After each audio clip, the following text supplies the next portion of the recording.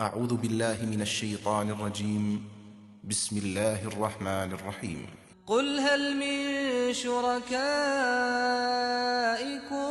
من يبدأ الخلق ثم يعيده قل الله يبدأ الخلق ثم يعيده فأنى تؤفكون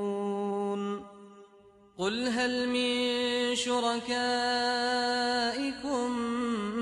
من يهدي إلى الحق قل الله يهدي للحق أفمن يهدي إلى الحق أحق أن يتبع أمن لا يهدي إلا أن يهدى فما لكم كيف تحكمون وما يتبع أكثرهم إلا ظنا إن الظن لا يغني من الحق شيئا إن الله عليم بما يفعلون ان سے پوچھو تمہارے ٹھہرائے ہوئے شریکوں میں سے کوئی ہے جو پہلی بار پیدا کرتا ہو پھر اس کا اعادہ بھی کرے؟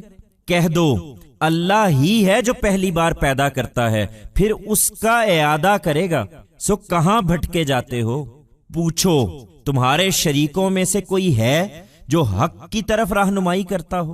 کہہ دو اللہ ہی ہے جو حق کی رہنمائی کرتا ہے۔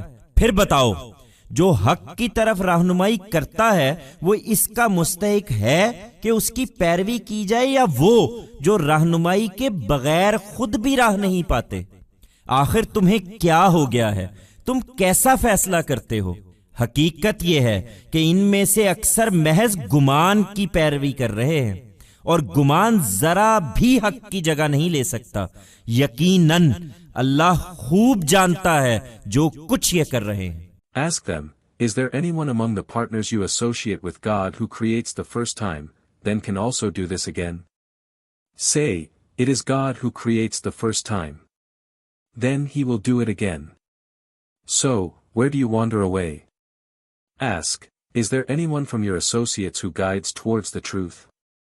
Say, it is God alone who guides towards the truth.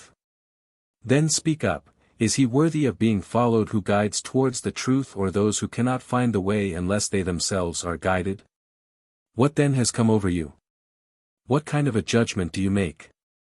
In reality, most of them are following conjecture only, and conjecture cannot the slightest take the place of the truth. Surely, God fully knows what they are doing.